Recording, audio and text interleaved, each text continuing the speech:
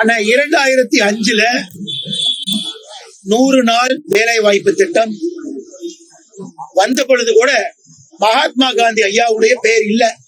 இன்னைக்கு ப. சிதம்பரம் ஐயாவுக்கும் காங்கிரஸுக்கும் நான் சொல்றேன், நீங்க 2005 திட்டத்தை கொண்டு வந்த பொழுது மகாத்மா காந்தி ஐயாவுடைய பேர் வச்சீங்களா?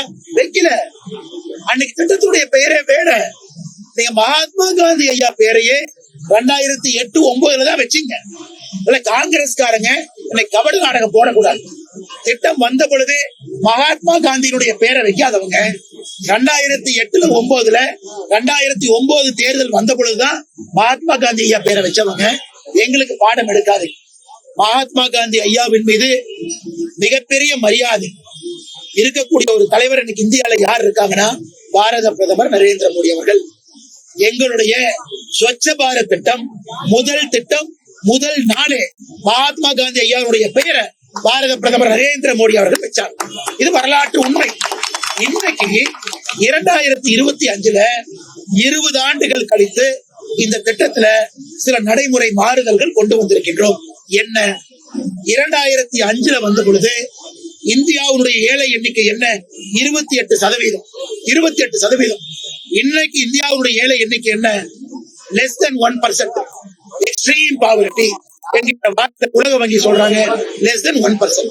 அன்னைக்கு வந்த 100 நாள் வேலை வாய்ப்பு திட்டமும் இன்னைக்கு இருக்கக்கூடிய 100 நாள் வேலை வாய்ப்பு திட்டமும் வேறு வேறு காலகட்டத்துல மக்களுக்காக இருக்கக்கூடிய திட்டம். அப்ப திட்டங்களும் மாறணும்.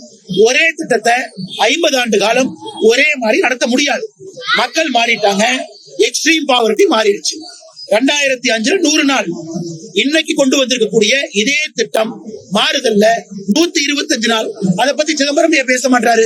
அதை பத்தி காங்கிரஸ்காரங்க ஏன் பேச மாட்டாங்க? 100 நாள் இருந்தது 125 நாள். திராவிட முன்னேற்ற கழகத்தினுடைய தேர்தல் வாக்குறுதி 2021 தேர்தல் வாக்குறுதியில 100 நாள் வேலை வாய்ப்பு திட்டத்தை 150 நாளாக உயர்த்துவோம் சொன்னாங்க. ஏன் உயர்த்தல? 150 நாளாக உயர்த்துவோம் என்று சொன்ன திமுக உயர்த்தல. ஆனா நாம தேர்தல் வாக்குறுதியை கொடுக்காம 100 நாள் திட்டத்தை 125 நாளா உயர்த்தி இருக்கின்றோம். அதை எனக்கு குற்றம் சுமத்துறாங்க. இரண்டாவது, மாநில அரசு புரிந்து கொள்ள வேண்டும். 100 நாள் வேலை வாய்ப்பு திட்டம் என்பது மக்களுக்கு நாம கொடுக்கக்கூடிய இலவசம் கிடையாது. அது மக்களுடைய உரிமை. அவங்க வேலை செஞ்சு கம்பீரமா வைராகியத்தோடு உழைத்து சம்பாதிக்கிறாங்க.